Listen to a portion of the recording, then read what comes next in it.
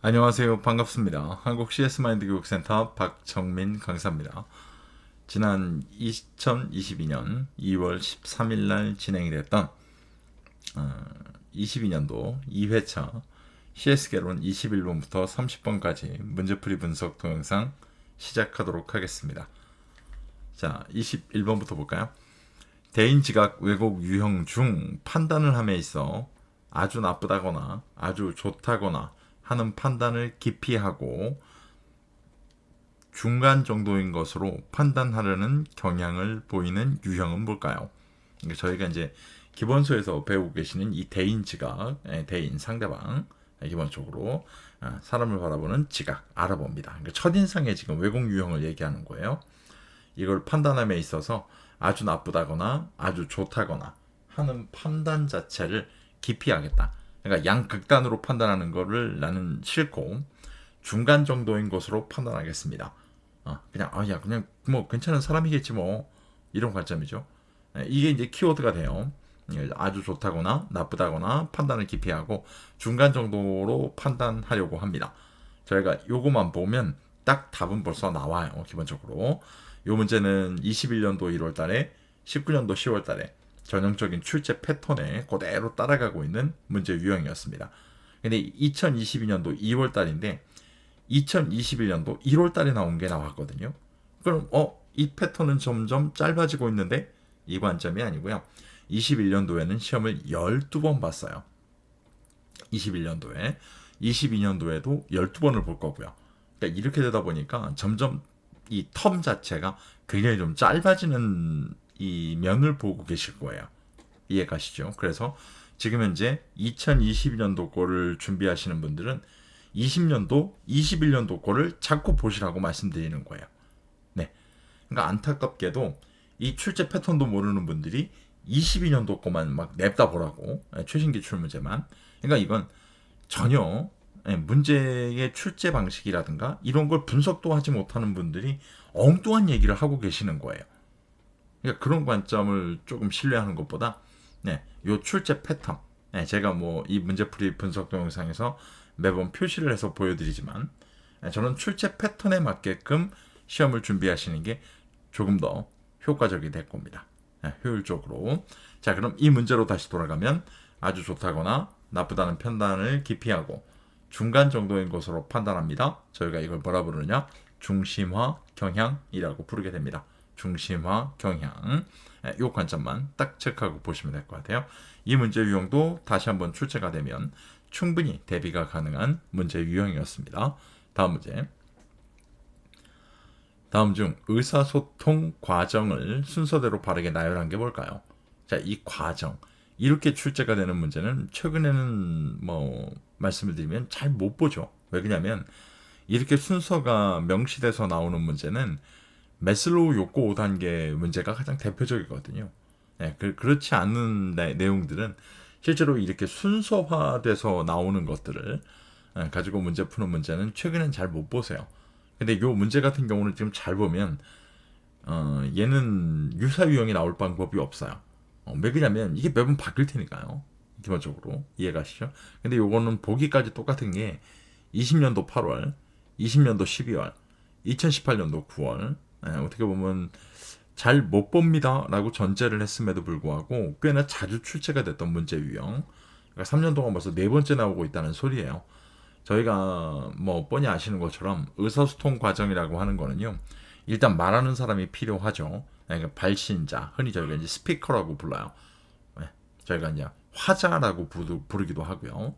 이때 말하는 내용들 이런 것들은 전부 다 메시지화가 되거든요. 이 메시지화를 시킨다는 관점을 저희가 이제 영어로 인코딩이라고 부르고요. 이걸 부호화한다고 불러요. 부호화한다고 부릅니다. 인코딩이라고 부르고요. 이걸 가지고 대면 채널입니까? 아니면 저희처럼 지금 비대면 채널입니까? 이런 것들이 나눠지거든요. 이걸 이제 채널이라고 부르죠. 이렇게 전달이 되면 쉽게 청자, 듣는 분들입니다. 이 듣는 분들에게 전달이 되면 이 아까 메시지화 시킨 거를 가지고요. 이제부터 뭐 하셔야 되느냐? 풀어내셔야 돼요. 이런 걸 저희가 디코딩이라고 부르죠. 이걸 해독 과정이라고 불러요. 이렇게 되면서 수신자에게 전달이 되죠. 이래놓고 수신자로부터 뭐가 나옵니까? 피드백이라고 하는 환유가 나와요. 자, 이런 관점으로 보게 된다면 해당하는 올바른 순서로 해당하는 게 뭘까요? 라고 보면 5번 설명이 맞는 설명입니다. 5번 설명이 아니라 5번 내용이 맞는 설명이 되겠죠. 자, 이 관점은 딱 5번 보기, 저 내용만 딱 한번 그냥 보시고 기억하고 계신다면 이 문제는 다음번에 또 출제가 된다면 그건 저희한테는 너무 감사한 일이죠. 그냥 뭐 답을 뻔히 알고 있기 때문에 체크하고 보시면 충분히 대비가 되실 겁니다. 다음 문제입니다. 다음 중 의사소통의 장애 요인으로 가장 거리가 먼 게 뭘까요? 이 의사소통의 장애 요인이라고 하는 거는요, 총 8가지가 나옵니다. 8가지에 대한 걸 갖고 해당하지 않는 걸 지금 물어보고 있어요. 그래서 장애 요인 그러면 준거 틀의 차이, 이 준거 틀이라는 건 알고 계시죠 이미. 선택적 지각, 정보원의 신뢰도, 가치 판단, 저희가 이제 이걸 고정관념이라고 부르는데 이 가치 판단은 개별적인 문제가 꽤 자주 나옵니다. 청취, 정보의 여과, 저희가 이걸 이제 그 하의 상달이라고 배우신 공식적 의사소통 체계 중에 선택적 여과라고도 불렀고요. 정보의 여과, 집단의 응집력, 그 다음에 정보의 과부하, 이런 것들이 있어요. 총 8가지 중에. 그럼 여기에 해당하지 않는 게 뭘까요? 라고 지금 물어보고 있는 거고요. 이 문제는 2020년 10월 달에 동일한 문제 유형으로 출제가 된 적이 있습니다. 그럼 해당하지 않는 거, 환유, 저희가 알고 있는 피드백이라고 불러요. 이건 의사소통에 장애가 되는 요인은 아니다. 왜냐하면 듣는 분들한테 나오는 반응이 저 피드백이라는 반응일 테니까요. 이해가시죠? 이렇게 따지면 해당하지 않습니다. 이 문제도 원칙은 8가지는 눈에 익혀 놓으셔야겠죠. 달달달 암기가 아니어도, 왜 그냥 말씀드린 것처럼 내용을 갖고 명칭을 찾는 문제도 출제가 되기 때문에 이거 8가지만 달달달 외운다고 이 문제 유형이 다 해결되는 건 아니거든요. 이해가시죠? 그 관점으로 체크하고 보시면 돼요. 다음 문제. 다음 중 교류 분석, 자, 트랜잭셔널 어널리시스라고 불려지는 기본 개념에 대한 설명으로 가장 올바르지 않은 게 뭘까요? 가끔 가다가 이 TA에 대한 이 기본 개념을 물어보는 문제가 출제가 될 때가 있어요. 지금 보시는 것처럼 3년 동안 여지껏 뭐 19년도부터 따지게 되면 딱 2번째 나오는 거예요. 이 동일 유형 문제가 2020년도 5월 달에 밖에 출제가 안 됐거든요. 5월 달에만. 이러다 보니까 많은 문제 유형은 아닙니다만 이렇게 개념을 물어볼 때가 있어요. 이런 문제는 매번 말씀드리지만 일단 개념을 물어보는 문제는 워딩을 바꿀 가능성이 워낙 높고요. 그 다음에 또 하나는 틀린 보기를 선생님 기억을 하셔도 됩니다만 그렇지 않고 나머지 것들을 꼭 보실 필요가 있어요. 왜 그러냐면 동일 유형만 나오는 문제는 없거든요. 이게 무슨 얘기냐면 문제 은행 방식의 출제 방식을 갖고 있기 때문에 언젠간 유사 유형이 나온다는 얘기예요. 이렇게 따져놓고 본다면 얘는 맞는 답을 꼭 한번 읽어보시게 된다면 기본서 재학습이 아니어도 기본적으로 기출문제만 가지고도 시험 준비가 충분히 가능하다는 걸 그대로 보여주고 있습니다. 1번 미국의 정신과 의사인 에릭 번에 의해 창안된 이론입니다. 맞아요. 2번 사회 비평과 구조주의에 기반을 두고 있어요. 이렇게 심각한 내용을 저희가 배우지는 않거든요. 기본적으로 2번 설명이 잘못되어 있습니다. 3번 상호 반응하고 있는 인간 사이에서 이루어지고 있는 교류를 분석하는 방법을 의미합니다. 맞습니다. 4번 개인의 성장과 변화를 위한 체계적인 심리치료법이며 성격이론입니다. 이것도 맞는 설명이에요. 5번 초기에는 집단치료에 이용되었으나 점차 개인 상담이나 개인 치료로 확대되었습니다. 이 5번 보기가 제가 보기를 다 읽어드린 이유 중에 한 가지고요. 5번 보기가 틀린 보기로 많이 나오는 이유는 집단 치료와 개인 상담이나 개인 치료 이거의 위치를 바꿔버립니다. 그래서 초기에는 개인 상담이나 개인 치료에 이용되었으나 점차 집단 치료로 확대되고 있습니다. 이렇게 바꾸거든요. 틀린 보기를. 5번 설명. 이렇기 때문에 이런 문제는 다시 한번 말씀드리지만 2번이 틀렸대. 그럼 저걸 기억하고 있으면 되는 건가 봐. 이것보다는 맞는 보기로 나와 있던 내용들을 한 번 정도 읽어보시고 눈에 익혀놓으시면 다음번에 유사 유형으로 출제되는 문제까지도 대비가 가능하실 겁니다. 이해가시죠? 요 관점 체크하고 보시면 될 것 같아요. 다음 문제입니다. 의사소통 요소에서 발생하는 지각적 장애 요인 중 지각적 장애, 사회와 부모의 가치관을 비판을 통하여 자기의 것으로 받아들이지 못하는, 자 여기까지는 그냥 읽어보시면 돼요. 그래놓고 그냥 무비판적으로 받아들임으로써, 이게 키워드예요. 무비판적으로 받아들입니다. 절대적 권위자라고 하는, 예를 들어 어렸을 때는 부모로부터, 예를 들어 제가 이름이 박정민이니까 정민아 남자는 우는 거 아니야? 라고 했을 때 아빠 왜 남자는 울면 안 되죠? 남자는 눈물을 통해서 느끼는 카타르시스라는 걸 느낄 수 없는 존재인 건가요? 이렇게 물어보진 않겠죠 애가. 그죠? 그럼에도 불구하고 객관적으로 판단하고 이걸 가지고 나한테 맞나 안 맞나 이런 비판의 과정이 있는 것이 아니라 그냥 무비판적으로 아버지가 남자는 우는 거 아니래 그럼 난 울지 말아야지, 이렇게 돼서 내면적인 갈등을 일으키는 현상입니다. 그래서 이 문제에서는 한 3줄 가까이 제가 써놨지만 가장 중요한 키워드는 무비판적으로 받아들임으로써, 저것만 알고 계시면 답은 그대로 나옵니다. 이 문제 유형은 20년도 11월 달에 출제된 적이 있고요. 이걸 저희가 인트로젝션이라고 부릅니다. 안으로 비춘다는 얘기입니다. 저희가 내사라고 부릅니다. 내사. 이러면 이게 반대로 프로젝션이라고 부르죠. 영어로. 타인의 것으로 지각합니다. 뭐 문제 생기면 아이 너 때문에 그래 이래가지고 바깥쪽으로 비추는 거, 이걸 투사라고 불러요. 그러니까 책임 소재를 뭐 타인에게 돌립니다. 이런 관점들이 있는 거죠. 분명하게. 이렇게 2가지 정도 딱 체크하고 보시면 될 것 같습니다. 다음 문제입니다. 자, 이제 5장으로 갑니다. 저희 5장. 최근에는 5장 그리고 다음 6장 서비스 리더십까지 기출문제의 출제 반영 비중이 조금씩 늘어나죠. 특히나 5회차 이후에.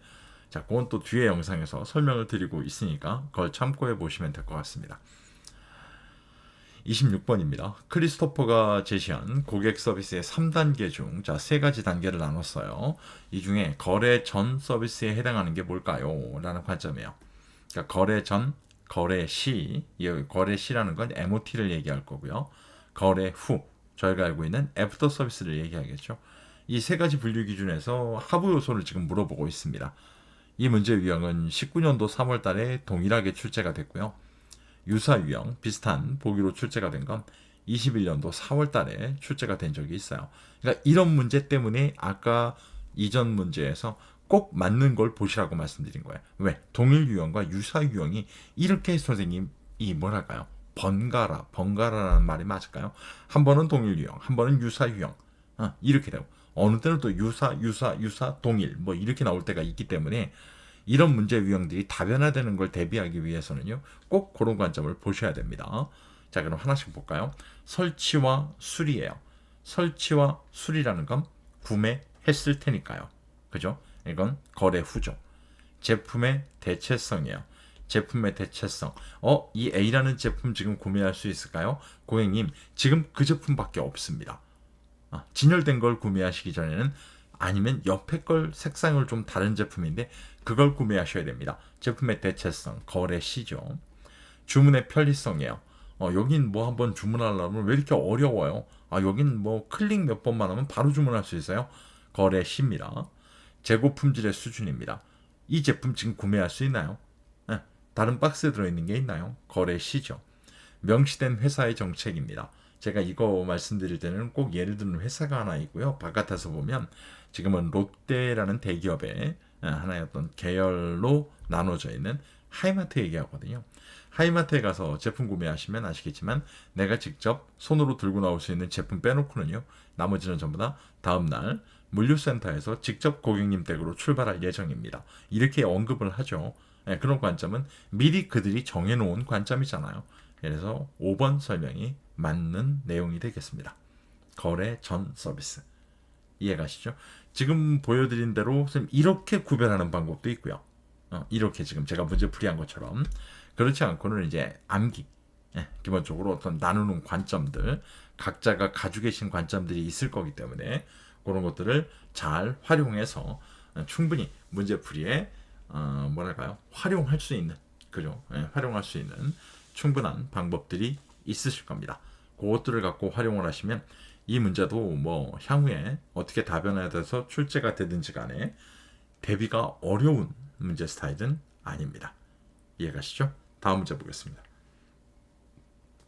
자, 이번엔 러브락 문제입니다. 러브락이 제시한 다차원적 서비스 분류에서 다음 도표의 가에 들어갈 업종으로 알맞은 게 뭘까요? 라고 물어봅니다.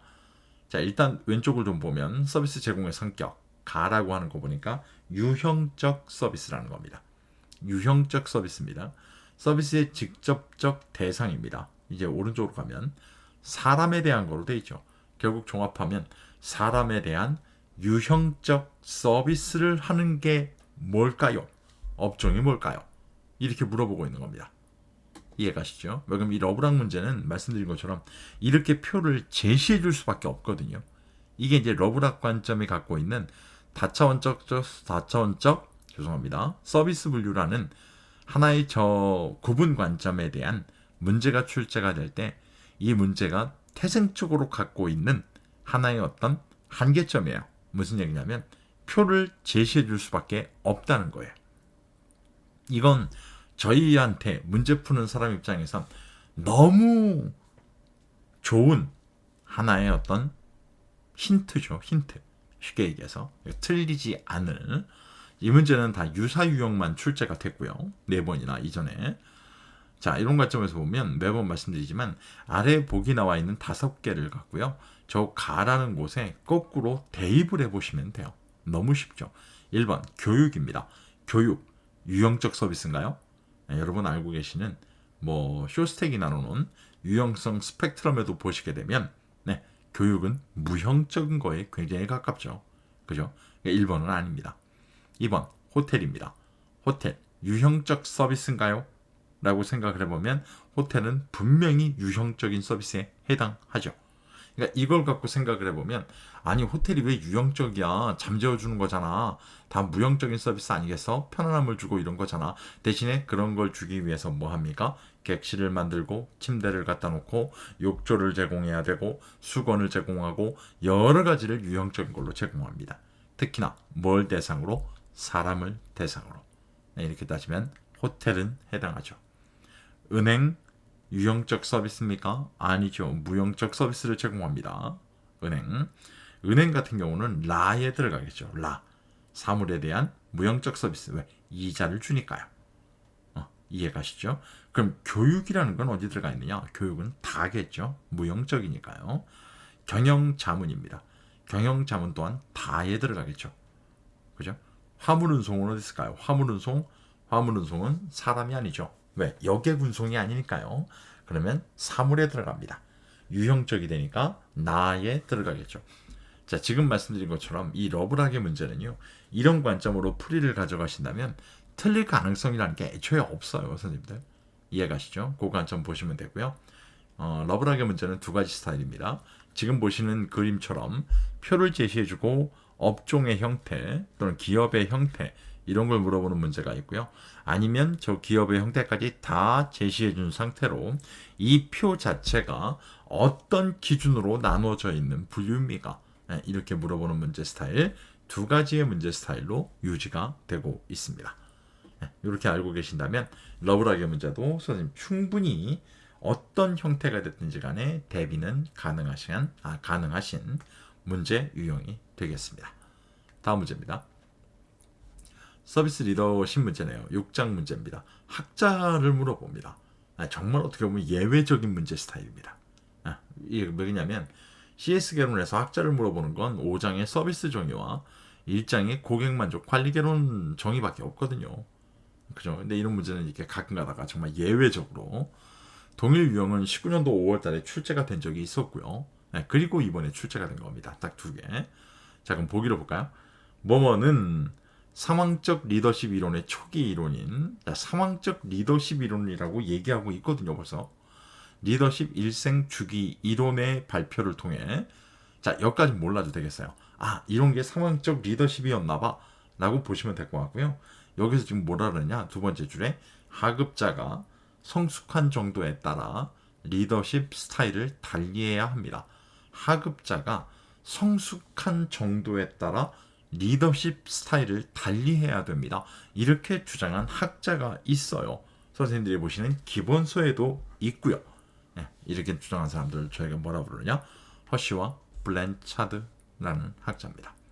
하급자가 성숙한 정도에 따라 리더십 스타일을 달리해야 합니다. 네, 허쉬와 블랜차드입니다. 기억하시기 바랍니다. 다음 문제. 아까 의사소통의 단계 나올 때 잠깐 언급했었는데 여기에 문제도 있었네요. 다음 중 매슬로우 욕구 5단계를 순서대로 바르게 나열한 게 뭘까요? 결국 피라미드 모양일 거예요. 그래서 매슬로우가 얘기한 피라미드 모양의 가장 밑바탕, 가장 아래쪽에 있는 건 생리적 욕구입니다. 생리적 욕구. 그 다음에 생리적 욕구가 충족이 되고 만족이 되면 위에 단계에 동기가 생기죠. 네, 그걸 저희가 안전의 욕구라고 부릅니다. 안전의 욕구. 안전의 욕구 다음에 위로 또 한 번 동기가 만들어지는 걸 소속의 욕구, 사회적 욕구, 또 다른 이름으로 사랑과 소속감에, 사랑과 애정에 대한 욕구 이렇게 많이 부르게 되는데 저희 문제에는 사랑과 소속감에 대한 욕구 이렇게 나와 있네요. 네. 그 다음에 여기가 또 만족되면 다음 윗단계로 존경의 욕구, 그 위로 자아실현의 욕구 이렇게 만들어져 있습니다. 5단계. 여기서 보면 정답은 3번에 있네요. 3번에. 이해가시죠? 자, 이 문제 유형은 뭐 2020년 12월, 19년 3월, 17년 9월 모조리 동일 유형 문제. 왜 그러냐면 이 순서를 물어보는 문제 말고는 다른 방법이 없으니까요. 기본적으로. 이해가시죠? 만약에 다른 문제가 출제가 됩니다. 그러면 5단계를 제시해주고 저 중에 괄호를 친 상태로 거기에 해당하는 게 뭘까요? 이런 식으로 물어볼 겁니다. 이해가시죠? 그럼 저희는 매슬로우 욕구 5단계는 문제가 어떻게 나온다는 것까지도 지금 알고 있게 되는 겁니다. 충분히 대비가 가능한 문제 유형이었습니다. 한번 딱 보시면 이젠 다시 틀릴 일이 아니라 뭐 가능성 자체가 애초에 없을 테니까요.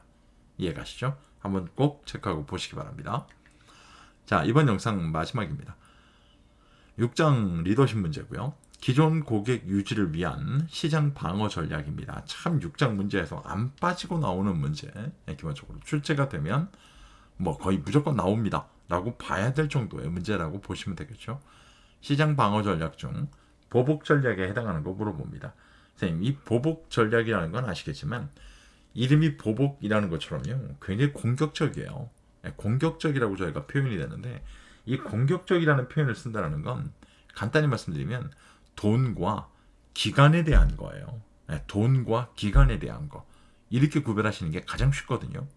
돈과 기간에 대한 거. 자, 그럼 밑에 보기 5개를 보시면 돈과 기간에 대한 걸 생각해 보세요. 그럼 답은 그냥 5번이에요. 요금 할인 돈이잖아요, 얘는. 이해가시죠? 그러니까 이런 식으로 풀 수가 있어요, 이런 문제는. 그래서 동일 유형이 뭐 18년도 11월 달에 좀 오래됐죠. 유사 유형은 2021년도 3월 달에, 21년도 1월 달에. 그러니까 보기들이 바뀌어가면서 출제가 됐다는 거예요. 그럼 서비스 보증이라는 건 어디 있느냐? 저지 전략이에요. 왜? 신규 사업자가 이 시장 안에 들어올 때 희석시키겠다는 거예요. 우리가 이 보증을 강화시켜가지고. 왜? 저쪽으로 가려는 고객들을 막아야 되니까요. 높은 전환 비용이에요. 가려 그래도 아우씨 나 너무 비싸. 대표적인 게 위약금이 있죠. 저지 전략입니다. 경쟁 우위 개발이야. 고객님 저쪽으로 가시게요? 고객님 이 기능은 저희밖에 없어요. 저쪽으로 가시면 이 기능 포기하셔야 돼요. 이 제품의 이 기능 또는 이 성능 지금 경험하고 계신 서비스 이거 중단되세요. 경쟁 우위 개발. 이걸 저희가 적응 전략이라고 불러요. 쉽게 해서 우리만 있는 거예요. 우리만 있는 거. 입지, 유통 등의 통제. 신규 기업이 시장에 들어올 때 어떤 제품을 저희가 판매해야 된다라고 제조사가 갖고 왔을 때 그럼 우리가 이거 팔아줄 테니까 이거 쟤들은 주지 마. 쟤들 주면 우리 안 팔아 니들 거. 이래버릴 수 있는 거죠. 분명하게. 이런 걸 저희가 저지 전략이라고 부르게 됩니다. 이렇게 구별이 충분히 가능한 문제 스타일이고요. 이 3가지 중에 보복 전략입니다. 잊지 마세요. 가장 공격적이라고 불러요. 그 이유는 돈과 기간에 대한 거예요. 이렇게 말씀드리면 보복 전략에 대한 문제는 다신 틀릴 가능성은 없을 겁니다. 네, 이렇게 말씀드리면 개론 30번까지 문제 풀이는 다 끝났습니다. 뭐 21번부터 30번까지 문제를 할지라도 크게 어렵지 않게 저희가 해결이 가능한 문제 유형이었습니다. 이 영상만으로 나는 충분히 시험 기출문제에 대한 거 충분히 이해가 됐다라고 생각하시면 뭐 저희도 감사한 일이고요. 그렇지 않고 나는 좀 더 자세한 자료 또는 수많은 뭐 다양한 뭐랄까요 컨텐츠 다양한 포맷의 자료가 필요합니다 라고 하면 매번 말씀드리지만 제 네이버 카페에 오시면 됩니다. CS 리더스 관리사 시험에 합격하고 싶습니까? 결국 필요한 솔루션, 가장 입증된 그리고 가장 다양한 솔루션들을 도서 아닙니다. 저희는 도서로 제공하지 않아요. 왜냐하면 이 엄청난 분량, 매달 업데이트되는 분량 이런 것들을 도서로 제공할 방법이 없어요. 그래서 다 이북이에요. 이북. 그래서 체크하고 보시게 되면 요즘 태블릿 많이 갖고 다니시잖아요. 언제든지 활용할 수 있게끔 뭐 무료 또는 유료 컨텐츠를 다양하게 제공해드리고 있고요. 시험에 합격하기 가장 쉬운 반복 출제 패턴에 대한 솔루션을 드린다는 건 저희 카페만 가능합니다. 거기에 나는 꼭 이번 시험 한 번에 붙어야 됩니다. 챕터별 기출문제 분석 솔루션 제가 만든 겁니다. 챕터별로 나눠져 있는 기출문제집은 유일합니다. 네, 이렇기 때문에 시험 합격이 단 한 번에 가장 완벽하게 가능해집니다. 한번 활용해 보시면 만족하는 걸 넘어 감동까지도 가실 겁니다. 한 번에 합격한 읽어만 보시기만 하면 합격하거든요. 놀라운 일입니다. 한번 찾아와서 한번 둘러보셔도 괜찮을 것 같습니다. 오늘 보신 영상이 시험 준비에 도움이 되셨다면 구독, 좋아요, 알람 설정 눌러주시고요. 웃기네. 나는 누르기 싫은데 그럼 안 누르셔도 됩니다. 상관없습니다. 다음번 영상은 저희 전략론 1번부터 10번까지 영상으로 다시 찾아볼 예정입니다. 긴 시간 고생 많으셨습니다. 고맙습니다.